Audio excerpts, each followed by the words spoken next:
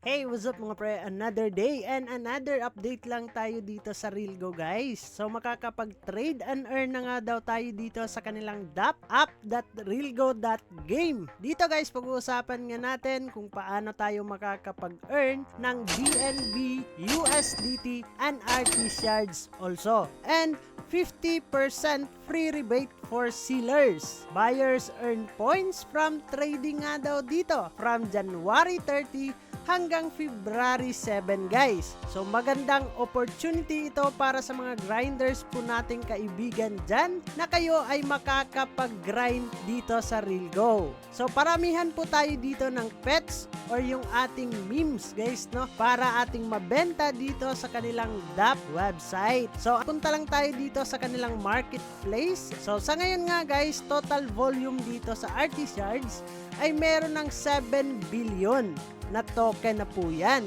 And also, yung kanilang BNB is nasa 0.837, 222 na po yung kanilang sold po dyan guys. And total volume po ng kanilang USDT is nasa 45 USDT. And also, yung kanilang pet solds po dito ay nasa 36,416 na po yan. So, napakarami na po yan guys, no? So, ito po yung mga transactions para makita po natin guys na merong bumibili talaga nung kanilang mga pets na nilalapag dito sa marketplace po nila. So, siyempre, puntahan naman natin dito sa kanilang mga binibenta guys, no? So, before pala tayo dito makapagbenta, siyempre, kailangan makapag level 7 yung ating mga pets and memes guys, no?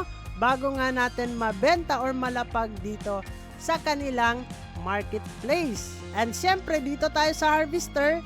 Yung harvester nila guys is coming soon pa.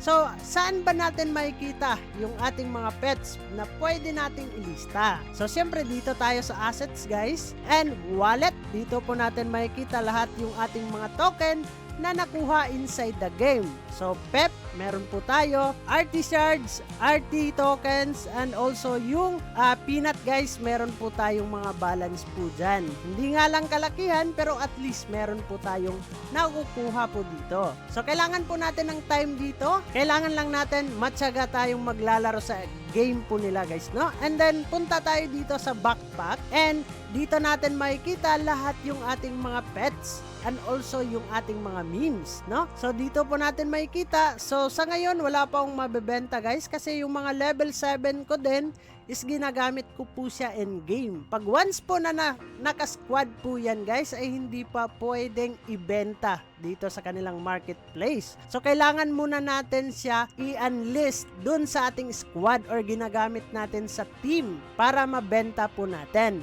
Pero kung kayo guys ay nanghihinayang na ibenta, ay huwag nyo nang ibenta. Maghanap na lang kayo ng panibagong mga pets na pwede ninyong ibenta at syempre, papa-level up po natin yan. Yun nga lang, ang tanong po dito guys is napakahirap po makapag-level up kasi meron din tayong mga kinukuha na mga resources inside the game bago nga natin yan ma-level up ang ating mga pets or mga memes po dito. So yun lang naman guys, no, yung ating panibagong update kung paano nga tayo dito makakapagbenta sa kanilang endgame. And guys, kailangan nyo po na ginamit po dito na email address sa endgame ay siya din yung ilalagin ninyo dito sa kanilang DApp. So yun lang naman guys, kailangan huwag kalimutan. So bago natin tatapusin ang video na to, kung bago ka lang dito sa ating YouTube channel ay huwag kalimutang mag-click subscribe and click the notification bell para ma-update at ma-aware ka sa mga panibago nating i-upload na video. So dyan na muna kayo guys,